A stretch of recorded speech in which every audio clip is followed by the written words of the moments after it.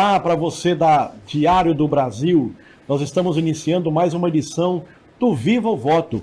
Este programa já tradicional, recomeçando a sua temporada 2025 e que discute um processo muito além das urnas. Aqui a gente fala de política, fala de ciência, né, também de saúde, de educação, de causa animal.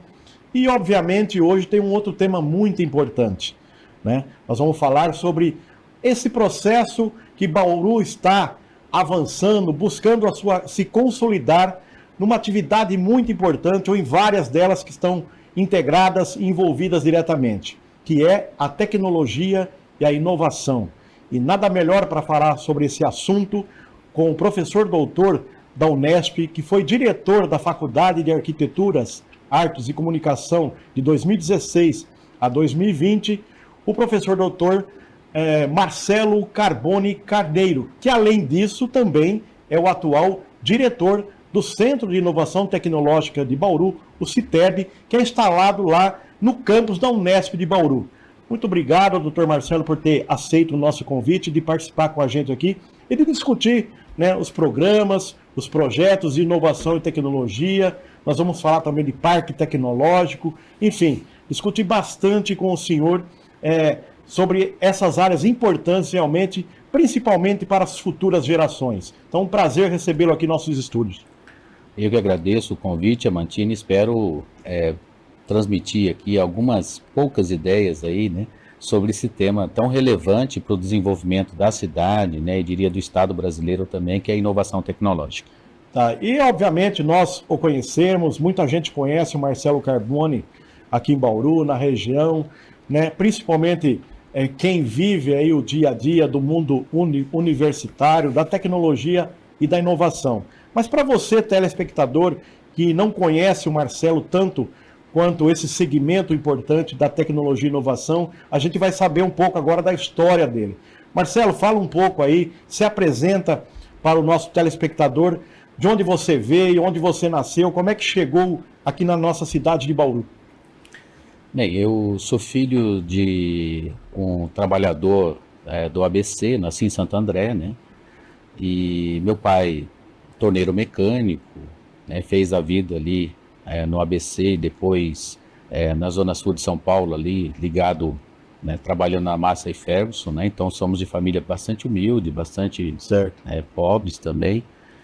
Mas que batalhamos muito, os irmãos são todos formados aí, né, em diferentes áreas e contribuindo aí também para o Estado. A minha formação, eu fui fazer a graduação em filosofia, né? Poxa, filosofia. Filosofia, também sou graduado em Direito, mas mais recentemente, e eu fiz uma carreira, mestrado, doutorado, livre docência em filosofia também, e também participei de eventos internacionais, de pós-doc no exterior, né? Eu fiz dois pós-docs, né, em Genebra, na Suíça, e recentemente tive um trabalho muito interessante lá na Espanha, em Sevilha, como professor visitante. Fui muito bem recebido lá e se desdobrou a partir daí muitas parcerias que estão em curso agora também, né? Então a minha formação é essa, de filosofia e direito, mas dando aula também de filosofia da ciência, filosofia da tecnologia,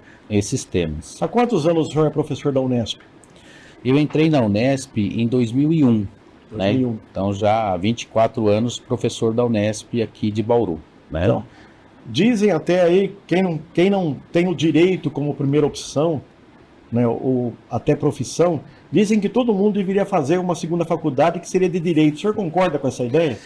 Eu concordo. Eu acho que a Faculdade de Direito dá uma possibilidade de pensar as questões sociais, né, as relações éticas, as relações que envolvem poder legislativo, entender a política também, né, já que estamos num programa aqui também voltado para esse debate da questão política, né?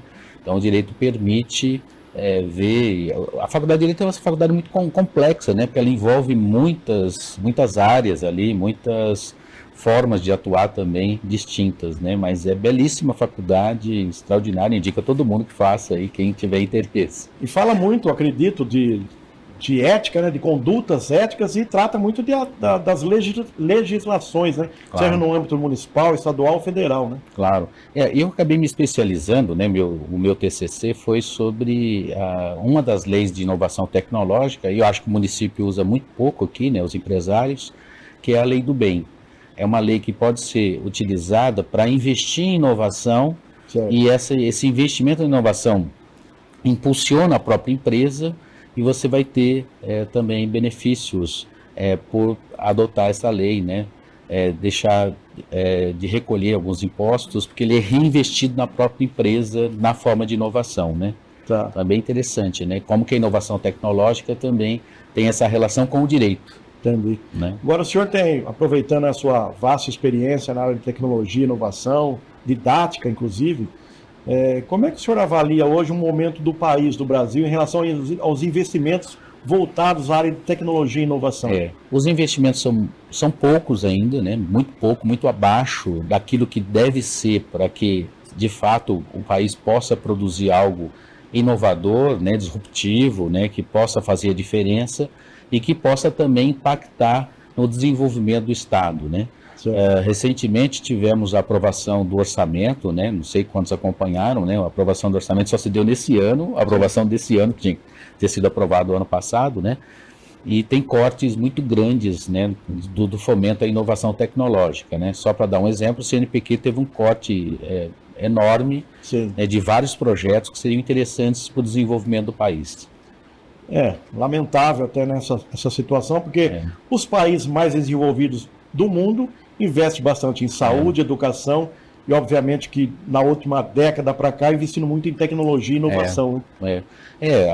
Não adianta desconsiderar que, por mais que alguém possa dizer que a inovação tecnológica pode ser deixada de segundo plano, isso é um equívoco muito grande, porque, veja, o nosso mundo foi todo tomado pelas inovações tecnológicas, e negar a tecnologia é negar o futuro. Sim. Quem não usa aqui ChatGPT, não usa inteligência artificial já, mesmo a questão da campanha, né? Pensando na questão dos votos, é impossível pensar uma campanha sem o uso dessas tecnologias, tanto é que há toda uma discussão, né, que tem sido feita do ponto de vista jurídico também, que é da regulamentação, né, das redes, né, regulamentação da inteligência artificial também, né.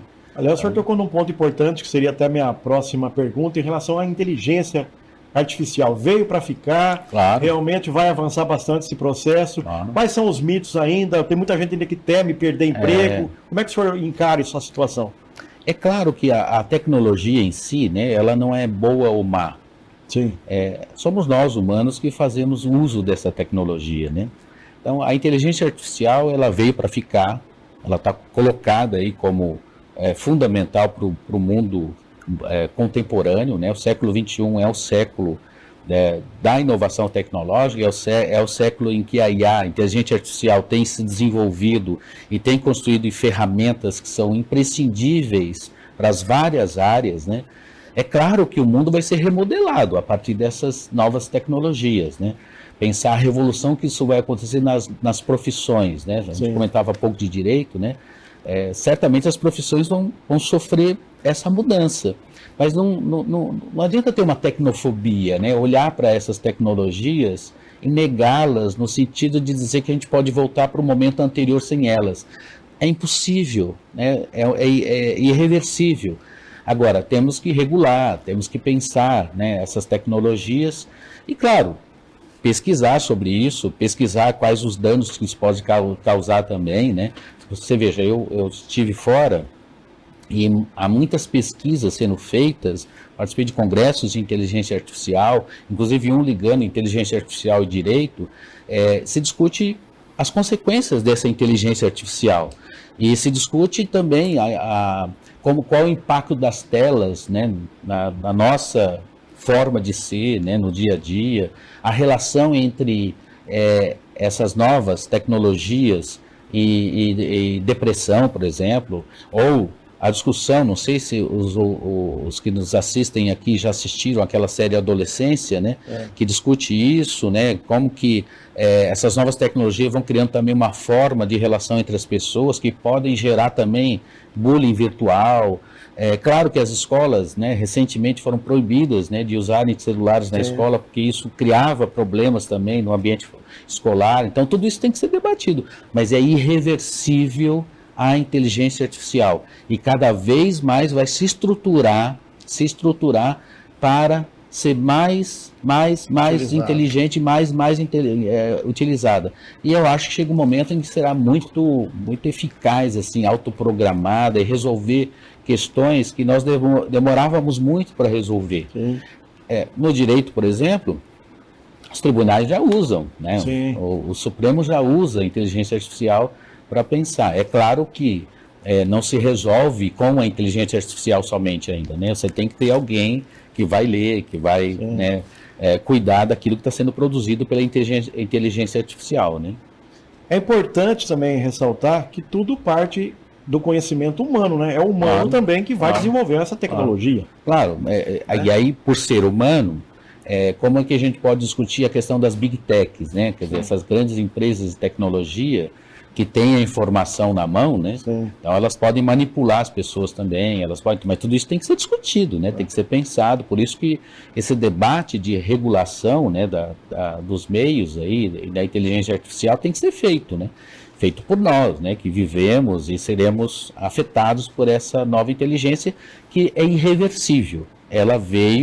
Ela já se estrutura de um jeito muito interessante. Não sei se já usou a ferramenta. Na saúde também está avançando. Várias áreas, no direito, na saúde, nas várias áreas. Já começando a fazer robôs em larga escala. Então, isso é irreversível.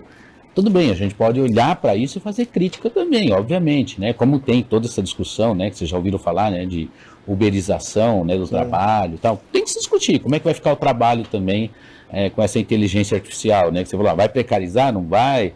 Como regulamos para que, embora você tenha essa ferramenta, né, você use isso seja a favor do humano e não contra ele, né? Sim.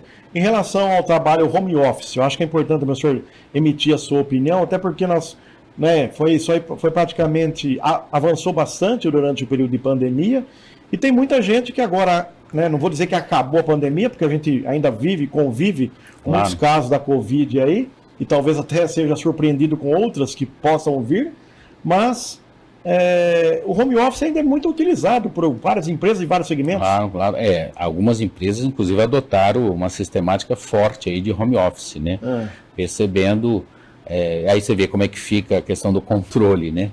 Percebendo que a produção aumenta, né? Se a pessoa está em casa e produz de casa, e aí, claro, não tem o gasto todo que teria para manter, né, uma estrutura, né, que acolhesse, né? Vai engordar um pouquinho mais também, porque vai estar toda hora indo para a geladeira, né? Não, mas não deve ir, né?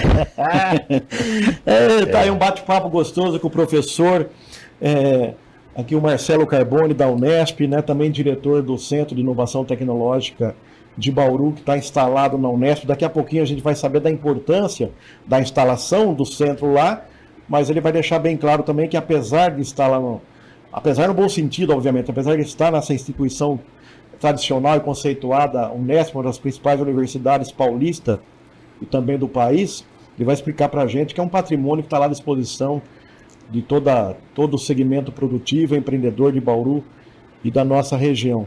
Mas, professor, fala para a gente também como é que o senhor avalia no momento o ecossistema de inovação na cidade de Bauru. Boa pergunta, né? Eu considero que Bauru demorou um pouco para começar essa discussão sobre inovação tecnológica comparada com outras cidades, né? Quais, por exemplo? Dá para dar algum exemplo? São José dos Campos, por exemplo, né? Mesmo Marília, pouco antes, Presidente Prudente, Sorocaba, Santos. Onde você pegar essas cidades, elas já discutem e já tem um ecossistema de inovação formado há décadas. Campinas, né? Já tem há décadas, né?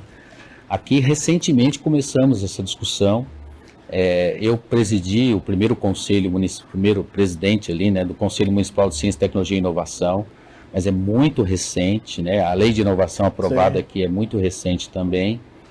Então é um ecossistema, eu diria, em construção ainda, se formatando e pensando, que eu acho que seria o objetivo da cidade, né? E espero que porque isso depende de uma decisão política, né? Espero também que haja uma sensibilidade, né? Tanto da Câmara de Vereadores como do Poder Legislativo e Executivo, né? Para a questão de visar que esse ecossistema de inovação, que inclui, né? Para quem não conhece essa estrutura, né? Que inclui centros de inovação, incubadoras de empresa e parque tecnológico. Pode ter polo também, se tiver, na cidade tiver uma grande referência, né? Que coordene, tem uma coordenação de comprar junto, de estruturar junto, pode virar um grande polo. Acho que não é o caso de Bauru aqui, mas, claro, é algo a ser estudado também, mas visam a construção de um parque tecnológico, né? O que é um parque tecnológico? É um ambiente em que você vai atrair empresas e essas empresas se comprometem a investir em inovação tecnológica ou ter uma base tecnológica forte de desenvolvimento. Isso atrai, se a gente pensar na área, por exemplo, de TI, né? Pode atrair grandes investimentos, ainda que eles não ocupem um espaço tão grande, né? Pode, como a gente discutia há pouco do home office, né? Mas atrai muito a empregabilidade, né? Acho que é uma questão que tem um impacto forte no município, e atrai investimentos para a cidade. A cidade de Bauru é uma cidade pequena do ponto de vista do território, vamos dizer assim, né? E as expansões são sempre bastante limitadas, né? Das áreas públicas, né? Então, no caso do Parque Tecnológico, há por lei, né?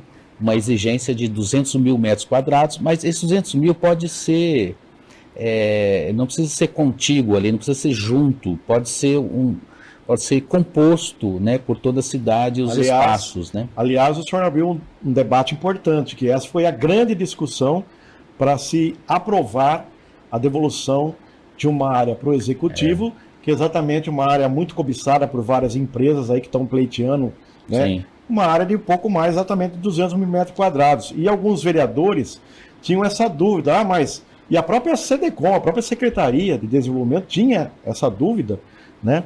Se exigia 200 mil metros quadrados para o parque tecnológico existir. Na verdade, como o senhor deixou bem claro aqui, é para existir oficialmente para o papel. E outra coisa, as empresas que pleiteiam uma quantidade de área neste local onde estaria instalado o parque, também podem se instalar lá. Isso precisa ficar bem claro para a população bauruense. A lei exige 200 mil metros quadrados, mas o parque pode conviver pacificamente, deve, inclusive, para ajudar nesse processo de integração de tecnologia e inovação, instalado ao lado de outras empresas. E empresas que se comprometam minimamente a investir em inovação, né? Tem que ter um pouco esse norte também, né? Um parque tecnológico, qual a vantagem para o município, né? Isso. Pode participar de editais que atraem investimentos para a cidade. Por exemplo, o município de Bauru não pode participar, não pode, é proibido participar desses editais, porque não tem esse parque tecnológico.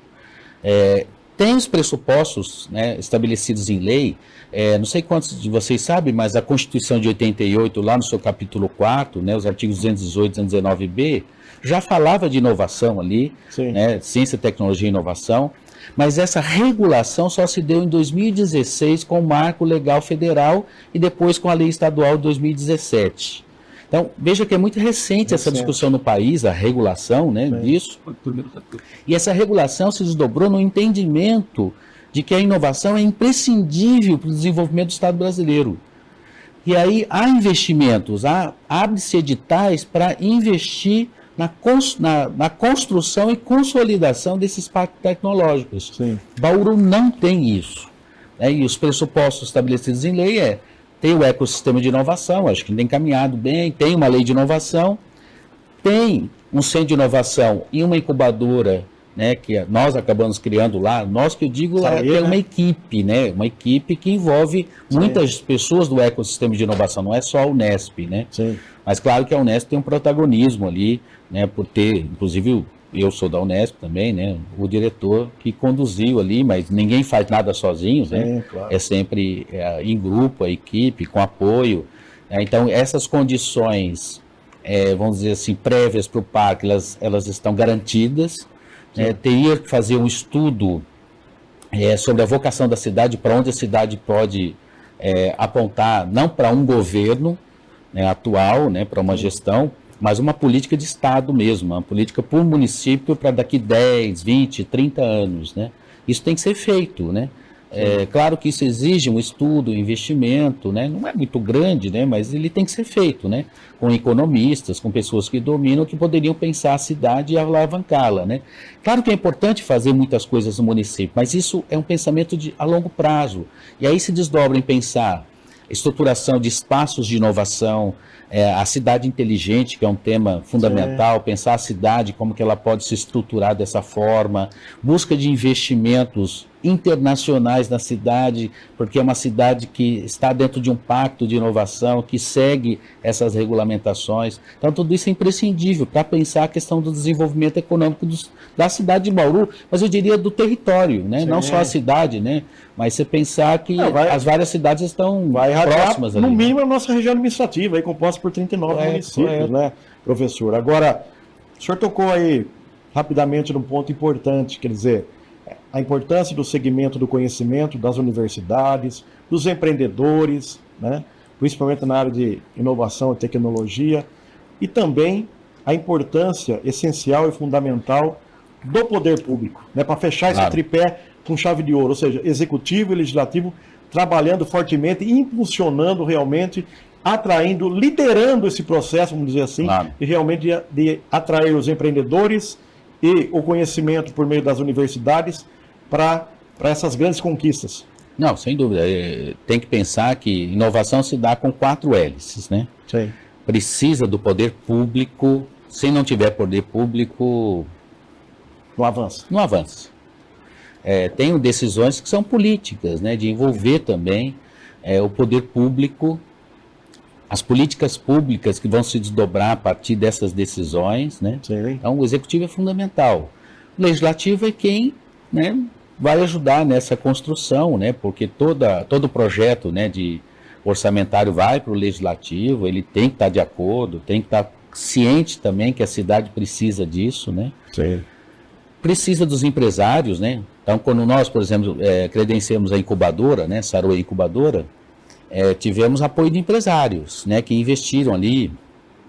Devo citar aqui, acho que fundamental citar, né, que o empresário Eduardo Estevanato, né, ele investiu para que pudéssemos credenciar, né, a incubadora, né, a CONC ali, um hub de inovação que existe no município também, tem que dar créditos públicos a isso, né?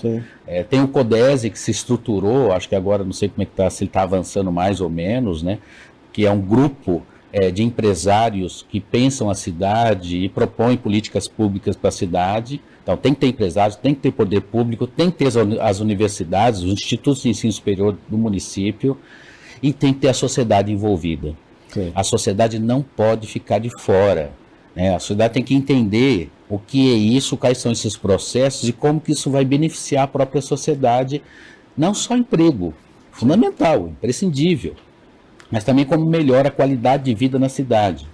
Eu costumo dizer que a cidade de Bauru é uma cidade boa para se viver, sim, muito boa, acolhedora, há muito tempo, mas ela pode melhorar, avançar, né? Não se trata de dizer que a cidade é ruim, não é isso. A gente nunca pode avançar, né? Ela pode avançar, você vê, o comércio pode avançar, né? Que é uma área sensível para nós aqui, prestação de serviços pode avançar, e aí a gente poderia ter arranjos produtivos aqui na área de gastronomia, por exemplo. Nós nunca construímos isso, Amantino. Turismo de negócios. Turismo de negócios, né? Há uma possibilidade infinita de trabalho, né, que não se faz sozinho, né? Precisa desses 4 hélices ali. O senhor tocou em outro ponto importante, quer dizer, dentro desse contexto todo aí, também está a revisão e atualização do plano diretor, que está aí patinando desde 2018, se discute, não chegou à Câmara novamente, existe aí uma promessa, um compromisso de que até agosto, setembro, esse plano diretor vai chegar à Câmara de Bauru, né? Porque, meu Deus, é como o senhor falou, é planejar ações uma década ou duas até. Nós estamos falando do presente e do futuro da principal cidade da região central, Sim. que é Bauru. Eu não sei se no plano lá está previsto, tem que ser um plano à parte, mas que tem que conversar com esse plano diretor, que é um plano também de inovação tecnológica para o município, né? Isso é uma exigência também, né? Planejar é fundamental, né? Agora, como envolver, né, associações de bairro, a comunidade, também é um desafio. Como é que fazemos isso, né? Como é que a gente pode ter um trabalho que não seja da universidade, mas que a universidade participe desse processo, mas que as comunidades participem, que se reconheçam também nesse processo. Isso é um trabalho, é um desafio a ser feito, né? Se a gente não fizer isso, fica um trabalho também sem uma, né, das hélices fundamentais para a inovação tecnológica, né? Aliás, o senhor sempre comungou dessa ideia, até ajudou muito nesse processo, de realmente fazer as universidades, principalmente as públicas, né, que são bancadas aí com o dinheiro do CMS, de toda a população paulista, e realmente derrubar os muros e ir até as comunidades, né? O senhor sempre defendeu essa ideia. Sim, é uma ideia que devo citar aqui o nosso pró-reitor de extensão, professor Raul, né, que tem feito um trabalho interessante, pensando dessa forma, pensando que a extensão universitária ela é imprescindível para a universidade de hoje. O que é essa extensão universitária? É pensar que tudo que fazemos lá, com dinheiro público, deve ser retornado à sociedade de diversas formas. Claro que formamos, né, arquitetos, designers, engenheiros, né, então isso já é um retorno, mas também com projetos, né? Me permita citar um projeto dentro do Centro de Inovação, que é um projeto que nós criamos um Fab Lab, um laboratório de fabricação 3D, que eu convido a comunidade, né, para visitar e conhecer ali. Estamos ajustando algumas coisas, mas ele está estabelecido já, e é um laboratório de fabricação de projetos. Eu trouxe até alguns projetos trouxe aqui, né, para mostrar já. E você faz nas impressoras 3D, né, projetos, seja projetos que envolvem que a gente chama de FabCare, né? Esses projetos, aqui é um cubo, mas um cubo que permite para você ficar manuseando objetos mais diversos, mas pode também, e temos por objetivo também esse Fab Lab, que nós temos impressoras 3D, temos também cortadora laser. Nós podemos fazer projetos também ligados a empresas, né, que às vezes não conseguem usinar uma parte, né, de um objeto, e pode nos procurar e tentar fazer também soluções. Agora nós estamos com um projeto muito interessante, que é o desenvolvimento de um desafio, o nome é esse, né, uma maratona, que é de 48 horas, se apresenta um desafio e faz uma maratona para resolver, para apresentar soluções, em parceria com a Receita Federal, que é resolver o problema dos cigarros eletrônicos, que é um problema de saúde pública. Ele é de uso ilegal, né? Não se pode utilizar aquilo, mas há uma apreensão enorme daqueles, e a destruição tem um impacto ambiental. Então, a Receita e o Centro de Inovação, e com várias outras universidades e espaços de inovação, ambientes de inovação, propomos o nome é estranho, né? Talvez para o telespectador aqui, né? Hackathon, né? É um hackathon, né? É uma maratona para resolver um problema, que é pegar aqueles cigarros eletrônicos e fazer uma engenharia reversa dele, né? Pensar como que ele pode ser reutilizado. E tem também, claro, um problema químico ali, né? Tem uma substância, aí pode ser feito também um estudo para ver como que aquilo pode ser reaproveitado. Nessa engenharia reversa, né, desmontar e depois tentar ver como pode ser utilizado, as equipes vão se inscrever, a que apresentar a melhor solução vai ser premiada, né, e aí esse prêmio vai ter os critérios, né, escalabilidade, a que apresentar a solução mais inovadora e tal. E aí fiquem atentos, né, para que nós vamos lançar, né, em breve aí esse hackathon, né, essa maratona para resolver um problema que é um problema social, do cigarro eletrônico a partir dessa cooperação, dessa relação com a Receita Federal. Então, estou te dando um exemplo de como que um laboratório de fabricação 3D pode desenvolver uma maratona para a solução de um problema social, buscando escalabilidade, buscando que aquilo não tenha um impacto ambiental que vai destruir, né, o nosso meio ambiente, que já está bem degradado, né? Nós vamos comentar, acho que mais à frente da COP20, né, que é a Unesp se envolvendo dentro dessa discussão, exatamente buscando soluções sustentáveis para problemas ambientais, para problemas sociais. Tá, então, nós estamos aqui com o professor doutor Marcelo Carbone Carneiro, também que é diretor do Centro de Inovação Tecnológica de Bauru. Fiquem com a gente volta já para um bloco final de mais um Viva o Voto.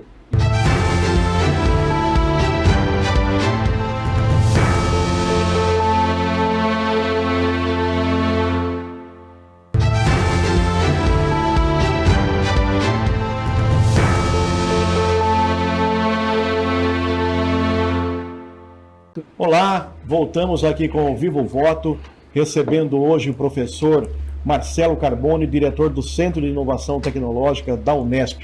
E por ser diretor exatamente, nós tivemos lá na inauguração 2018 para 2019 desse centro. Fala para a gente, professor, da importância desse centro, quais são as principais atribuições desse centro que está à disposição não apenas da comunidade da Unesp, mas enfim, é um patrimônio já de toda a Bauru e região. Bem, como também se lembrou, né, em 2018 nós criamos o centro. Teve um problema, assim, a pandemia, né? A pandemia são 2 anos aí que tivemos que fazer essas atividades todas online, né? Claro que isso também acelerou, penso eu, dentro, né, da sociedade, essa questão do uso de ferramentas tecnológicas. Isso também acabou acontecendo, né, com a pandemia. Mas a função do Centro de Inovação, né, vale a pena esclarecer aqui, ele é um espaço de produção de projetos, de projetos de inovação tecnológica, de projetos que tenham impacto social pela inovação. Na definição que se tem, né, do Centro de Inovação, na lei, né, tem um decreto de 2014 que define isso, né, um decreto que cria o Sistema Paulista de Ambientes de Inovação. Dentro desse decreto, os centros de inovação são definidos lá como esse espaço de relação empresarial acadêmica para a produção de projetos que tenham impacto social e que tenha também, claro, a construção, alavancar, né, também a questão do desenvolvimento econômico da região. Certo. Então, e aí foram vários projetos que nós desenvolvemos, alguns de impacto social mais diretamente, né? Tem sido desenvolvido, né? Eu cito pode aqui, até falar os projetos o projeto Mulheres em Movimento, né? Que foi um projeto de enfrentamento da violência contra a mulher, né? Criamos um site, mulheresmovimento.com.br, criamos um material interessante aqui sobre enfrentamento da violência contra a mulher. Inclusive, o senhor me disse recentemente aí que esse projeto chega na ponta, quer dizer, vocês vão até as comunidades para conversar, sensibilizar. A ideia é que ele vá à ponta agora através de parcerias com o poder municipal, né, com o poder local, né? Certo. Então, ele precisa ainda dessa relação com... Desse diálogo com a Secretaria do Desenvolvimento Social, obviamente, para chegar aos bairros mais distantes, e onde, de fato, a tendência também acontece em muitos casos, né? E aí, é claro que o tema é bem complexo, né? A ideia é que nós atuemos mais nessa questão. Há o trabalho feito, muito bom, bem feito pela CPA, né? Que é o Centro de Psicologia Aplicada, né? Há trabalhos com o agressor também, que tem que ser reeducado, mas a ideia é que a gente atue muito mais nesse trabalho de educação das crianças, né? Previstas na Lei Maria da Penha, né? Na escola. Essa é a ideia, e nós ganhamos uma van da Receita Federal que tem por objetivo o deslocamento também dessas pessoas que precisam de veículo para chegar nesses lugares de acolhimento, nesses lugares de atendimento psicológico, né, como é o caso da CPA que eu citei há pouco. Aí quais outros projetos que você destacaria? O Fab Lab, que eu falei, com inúmeros projetos, né, de impacto, aí eu acabei de falar do Hackathon, né? Nós estruturamos também um núcleo de projetos que, em colaboração também, aqui agradeço aqui o Marcelo Graziano, que é o diretor lá da regional aqui, né, que cuida, né, dos espaços estaduais aqui no município, né. Então lá nós também estamos nos aproximando das prefeituras a partir de desenvolvimento de projetos para auxiliar essas prefeituras. Lembrando que lá o telespectador, que o local que o professor se refere é a unidade do Canal Direto, o órgão do governo do estado, aqui onde está integrado várias diretorias regionais e várias secretarias de estado, no mesmo lugar, que é o antigo prédio do DR. É isso, professor? Sim, exatamente, é lá mesmo.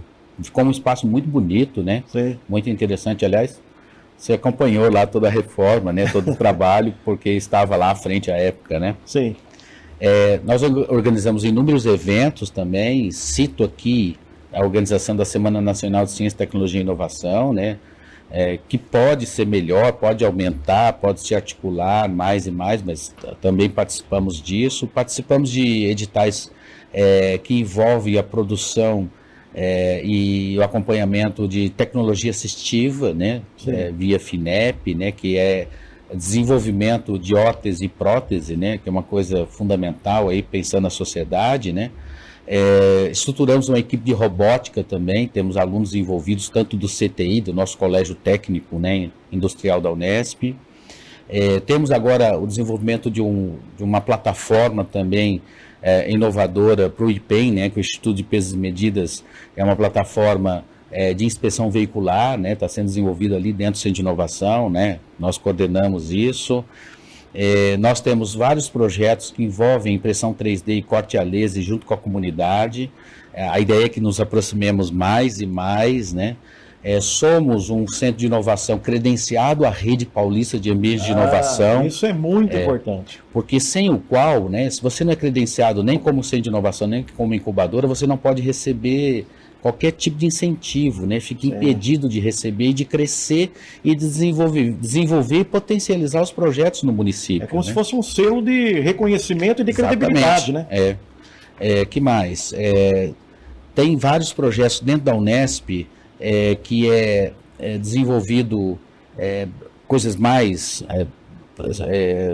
interessantes e muito ligados à pesquisa, como, por exemplo, projetos de bioimpressoras a partir da produção tanto de ossos e de pele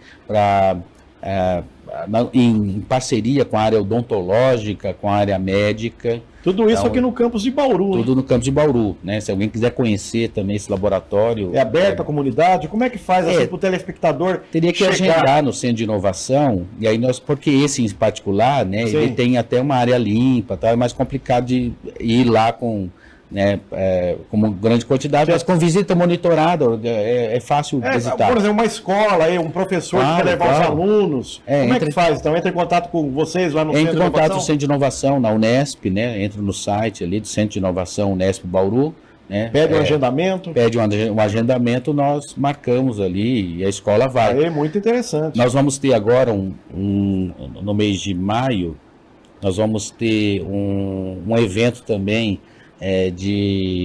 levando as escolas para conhecer esses ambientes, né? Então, quem nos assiste aqui e tem interesse que a escola vá, entre em contato, né? Que é uma semana maker, que a gente chama, né? Uma semana em que os alunos vão lá, interagem e eles vão ser provocados à curiosidade de produzir projetos e fazer objetos tridimensionais, como eu mostrei alguns aqui, né? E essa ideia de produção de projetos é interessante, porque os estudantes eles têm uma capacidade de criação, de invenção, que é uma coisa interessantíssima. Ontem mesmo eu estava lá à tarde, tinha quase uma multidão de estudantes exatamente interessados, né, ali, né? E você faz eventos, nós fizemos um evento há um mês atrás, no sábado. Sim. No sábado. Aí eram umas 6 horas da tarde, eu falei, todo mundo vai querer ir embora. Eles não queriam ir embora. Que legal. Estão interessados, né? Estão querendo aprender ali e fazer a coisa acontecer, né? Produzir algo, produzir um projeto e às vezes produzir projetos que mudam a vida das pessoas. Pensa fazer uma prótese para alguém que não tem condições de pagar a prótese, e nós fazemos, né, a prótese e entregamos isso. Pensa a transformação que isso significa, né? Então, essa, de fato, é uma responsabilidade social, né, de quem está tendo a oportunidade, inclusive, de estudar, né, numa faculdade pública conceituada como é a Unesp. Voltando um pouco aí a tecnologia e inovação, na opinião do senhor, o que Bauru realmente precisa avançar para se consolidar? A inovação, ela exige a participação, como eu disse há pouco, desses 4 pilares aí, né? As pessoas chamam 4 hélices, né? E o senhor, o pessoal parece que todo um pouco de cada um do segmento, estão um pouco anestesiados, faltando... Eu acho assim, o poder público... Alguém liderar esse processo, de fato? Precisava de alguém liderar esse processo. Acho que... E aí a decisão é muito política, nesse sentido, assim, de uma decisão de governo agora, Sim. que tem que ser uma decisão de Estado, no sentido assim, que é uma gestão decide, mas que é uma decisão que passa a ser uma decisão para as décadas seguintes. Quem vai suceder continua o trabalho. Continua o trabalho. Aliás, fazer gestão pública como a gente que ocupa cargos, já ocupou, passar bastão, né? Uma corrida de 4 por 100, né? Cada um fazendo a sua parte enquanto está gestor, né? A Unesp tem feito, né, a sua parte ali no sentido de pesquisa, né, desenvolvimento. Acho que a prefeitura tem se esforçado também, tem feito a sua parte, mas acho que todo mundo podia fazer um pouco mais. Entendi. E o envolvimento da sociedade também acho que deveria ser mais intensa. Mas isso... Agora, como envolver, né? Não é só com uma audiência pública. A audiência pública é interessante, mas poucos vão à audiência pública. É um dia também, uma hora. Dia só. Pensar assim, fazer um mapa, quais são as lideranças políticas, né, da cidade, né? Associação de bairro, né? Ir lá e ver que você pode criar tecnologias sociais interessantes. Por exemplo, você pensa... as comunidades que estão envolvidas com a questão do carnaval, do samba, esses barracões o ano inteiro ficam lá, com movimento, então envolvê-los, né?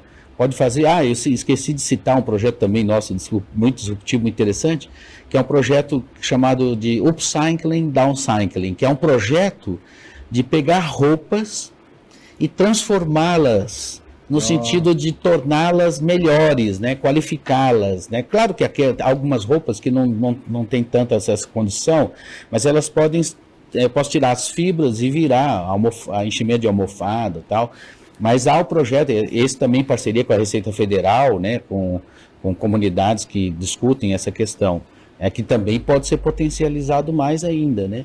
Então, respondendo a sua questão, acho que falta uma articulação maior de uma liderança na cidade que faça isso, mas uma liderança que conheça também, né, as leis, conheça como é que funciona, que tenha esse trâmite político, porque, veja, a gente está falando de um município como Bauru, com a importância que tem Bauru, que poderia receber investimentos públicos bem substantivos, se for credenciado. Isso vem para o município, investe no município e a comunidade se beneficia disso.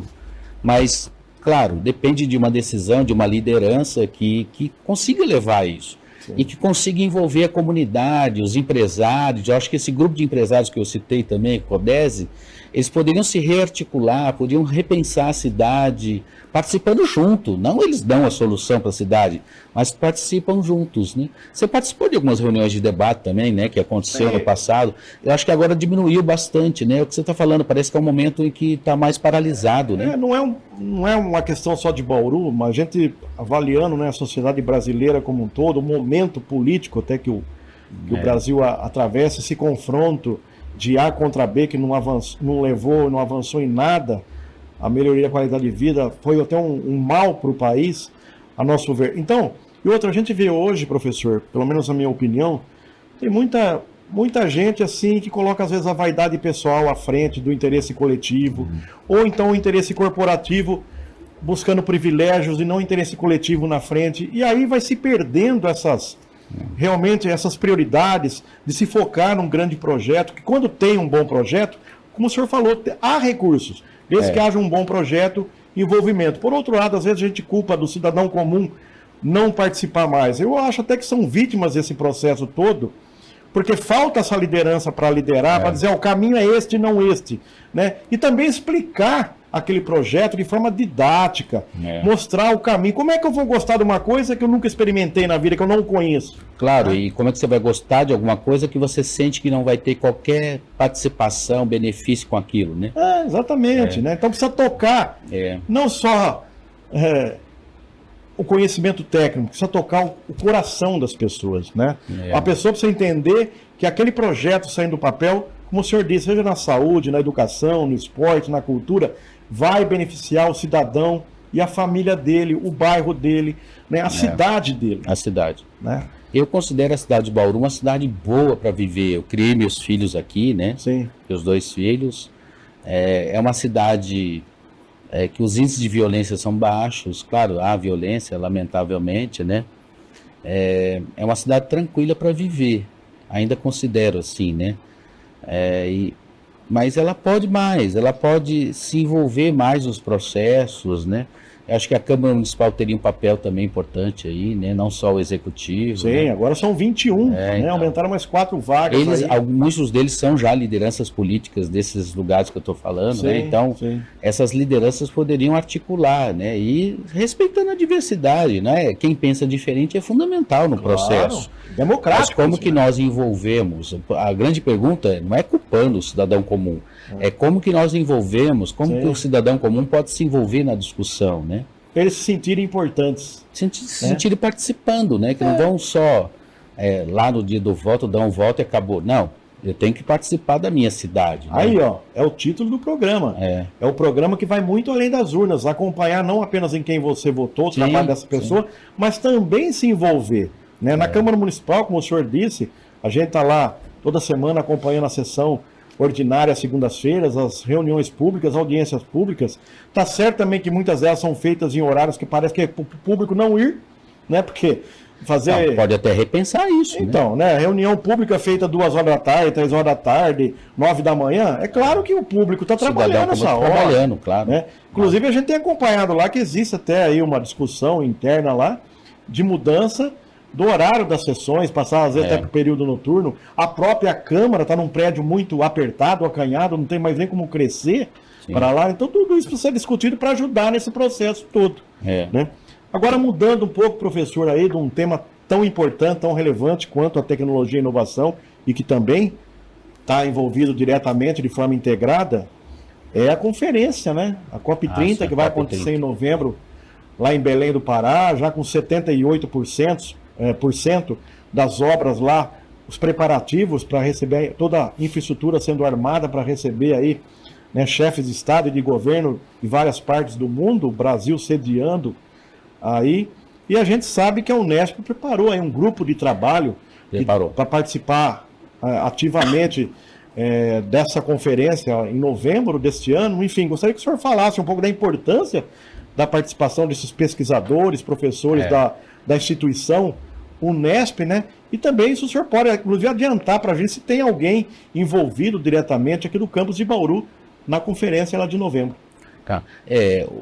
A pessoa que tem liderado esse processo dentro da Unesp é o nosso pró-reitor de Extensão e Cultura, né? Professor Raul Guimarães. Certo. E tem feito um excelente trabalho nesse sentido. A Unesp tem uma característica que eu reitero sempre quando participo de reuniões públicas. Ela tem uma característica de estar em todas, praticamente, não em todas, né? Mas se a gente pegar um raio de 100 quilômetros, né? Ela está em todo o estado de São Paulo. Sim. Ela está em 24 cidades, né? São 34 unidades. E nessas 24 cidades, com a diversidade de cursos que tem, ela tem pesquisa, ensino, extensão, ela tem pesquisadores em diversas áreas. Sim. Que colaboram, seja no direito, seja lá nas questões ambientais, na engenharia, né, nas ciências humanas, né, filosofia, sociologia. Há uma contribuição para a universidade, para o saber, né, do ponto de vista da pesquisa, da formação. E o reitor, ao perceber, ao ser tocado por essa ideia de pensar as questões propostas lá pela COP30, né, pessoal, vamos reunir aqueles pesquisadores da universidade que têm trabalhado com essa temática dos problemas ambientais, né? Sim. Climáticos e ambientais que se afiguram para o nosso futuro já. Sim. Nosso presente, né? Mas para o futuro isso tende a se agravar, né? E aí já fez reuniões internas, né? Discutindo essa questão, preparando grupos para essa discussão da COP30, né? A Unesp tem avançado bastante, viu, Antílio, nessa discussão da Agenda 2030, que não é propriamente o que vai ser discutido na COP, mas tangencia e trabalha com alguns temas que são os temas da Agenda 2030, né? Não são todos, né? Mas alguns temas passam por essa questão da discussão ambiental e climática, né? Então, aqui no campus nós temos a professora Raquel Cabral, que tem trabalhado na Agenda 2030, um trabalho excepcional, interessante, participa dos grupos também envolvidos aí com o professor Raul, e a Unesp certamente será protagonista ali, né, ao propor, ao participar, naquilo que cabe à universidade, né? Sim. Que é pesquisa, ensino e extensão, né? Mais propriamente, nesse caso, as questões que envolvem a pesquisa sobre esse tema, né? Sobre o tema das questões climáticas e as questões ambientais, né? Então, na COP30, certamente é uma oportunidade para que isso seja mais sedimentado, para que sejamos signatários, né? Signatários de decisões ali e sejamos protagonistas também nessa discussão. Claro, humildemente, né? Vai ter todos os países representados praticamente lá, né? Mas de alguma forma participar desse processo, colaborando para esse debate tão importante para o século XXI. Né? E o Brasil sediando, né, sendo protagonista, aí, trazendo a discussão, floresta amazônica, Pantanal Mato-Grossense, exatamente, sofrendo consequências com as mudanças climáticas. A gente fala, parece que muita gente ainda fala, parece que a questão é divina. Nós somos culpados. Ah, né? Claro. O homem que está mudando o habitat, a gente viu muita gente ficando sensibilizado aí nos últimos dias com a onça que matou aquele cidadão. Eu vi. Né? Quer dizer, é triste, mas a onça está lá no habitat dela, com fome. Né? A gente viu hoje também pela TV um macho, né, uma onça parda, um macho, que foi acidentado numa rodovia, né, na BR-153, próximo de Rio Preto, que também estava desesperada, um carro atropelou, graças a Deus a equipe de resgate foi lá, veterinários, conseguiram anestesiar o macho e teve algumas fraturas, mas enfim, a gente vê cada vez mais animais silvestres vindo realmente para a área urbana e é um reflexo da gente não cuidar bem do habitat deles, né? Claro, claro. No caso, os dados que eu vou dar aqui são dados que devem ser piores do que eu estou falando. Certo. Mas um tempo atrás eu olhei dados sobre a questão do desmatamento do cerrado, né, aqui no estado de São Paulo. Sabe quanto sobrou de cerrado naqueles dados que eu vi há um tempo atrás? É menor já, certamente, né? 7% só.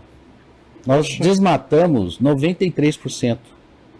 Já, claro, para a questão, né, do desenvolvimento do agro, né? Tudo bem, tem os seus motivos aí. Mas veja o que sobrou, Mantini, sobrou muito pouco. Tanto é que quando chega a lei do cerrado, que muita gente criticou, porque também acabou bloqueando, né, o desmatamento desses 7% aí, né? Quando veio a lei do cerrado já era quase que catástrofe total, né? Já tinha arrancado quase tudo, né? Esse cerrado original que tinha ali, né? Em fragmentos de mata atlântica também, né? Agora, para finalizar, então, nosso bate-papo aqui gostoso, um aprendizado para todos nós, pela experiência que o senhor tem como professor, como cidadão, é possível viver pacificamente aí o meio ambiente com o desenvolvimento econômico sustentável? Essa é uma excelente questão, né? Eu respondo da mesma forma que eu falei da inovação tecnológica, né? Cabe a nós, humanos aí, claro que tem todos os interesses do capital, né? Sim. Eu comentava lá, no caso das novas tecnologias, o interesse das Big Techs. Sim. Tem os interesses também daqueles que querem o desenvolvimento do país com o desmatamento, né? Eu acho um equívoco, nós deveríamos estar discutindo isso publicamente, né? Sim. De novo, o envolvimento da sociedade, de como que entendemos essas questões ambientais. No que é importante No futuro, por exemplo, claro que eu estou falando de Bauru, já está assim, no futuro, por exemplo, teremos problemas graves com água, falta de água, né? Ou as águas estarão todas precisando de um tratamento, porque os rios, nós matamos os rios, as fontes, nós desmatamos e matamos as fontes, jogamos veneno no entorno, que cai na própria água. Então, assim, isso é um debate nosso, nós deveríamos estar discutindo isso e decidirmos, nós humanos, né, se isso traz benefícios ou não. Claro que não traz benefícios destruir a natureza. Agora, quais os limites do avanço tecnológico, do avanço industrial, o avanço do agro e a preservação ambiental, né? Esse é um debate fundamental para ser feito. Tá aí, professor. A palavra-chave é equilíbrio. Nada de radical funciona, nem na casa da gente, né? Nem tanto de um lado, nem tanto do outro. O ser humano precisa buscar o equilíbrio. Essa é a palavra-chave que fica aí o desafio para todos nós. Professor Marcelo Carboni, muito obrigado, tá, pelo ter aceito o nosso convite, ter participado aqui, falar desse trabalho maravilhoso do Centro de Inovação Tecnológica de Bauru, trazendo resultados práticos do que já vem acontecendo por meio de projetos lá. Tá, muito obrigado pela sua participação aqui no nosso Viva o Voto. Eu que agradeço e convido a comunidade para que nos visite, entendam que tudo isso que foi montado pensando na sociedade, né? Como estamos em Bauru, na sociedade bauruense, e que ocupem os espaços, né? O FabLab é um laboratório de fabricação 3D aberto, ocupe o espaço.